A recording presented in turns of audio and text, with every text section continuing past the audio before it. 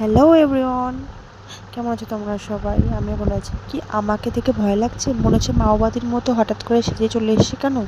কি করবো বলো? বাইরের দৃশ্যটা একটু চোখ দিয়ে দেখো, কি ঝলমলে রোদ্দুর।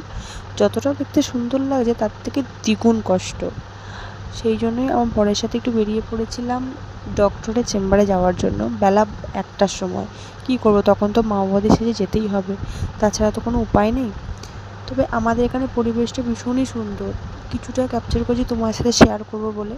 দেখো চারিদিকটা কি সুন্দর ঝলমলে সবুজ হয়ে আছে, আমার তো ভীষণই ভালো লাগে যেতে যেতে। আর সেরকম গরমও হচ্ছিলো না, ছাওয়া ছাওয়াই ছিল যেতে যেতে।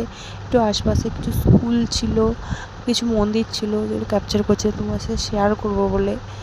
ভালো লাগলে অবশ্যই জানিও। এটা একটা স্কুল, সামনে একটা বড় মাঠ ছিল। এটার নাম আমি ঠিক জানি না, হয়তো চণ্ডীতলা সামথিং কিছু হবে। কেউ যদি জেনে থাকো অবশ্যই কমেন্ট করে জানিও। যাচ্ছিলাম বড়মার সঙ্গে গল্প করতে করতে আর একটু ভিডিও করতে করতে, যাতে তোমাদের সাথে শেয়ার করব, তোমরা দেখবে। বাইরেটা যতটা সুন্দর লাগছে এখন দেখে, কিন্তু যখন যাচ্ছিলাম তার দ্বিগুণ কষ্ট হচ্ছিল। তারপরে এই যে এই একটা মন্দির, এই মন্দিরটা আমার ভীষণই ভালো লাগে।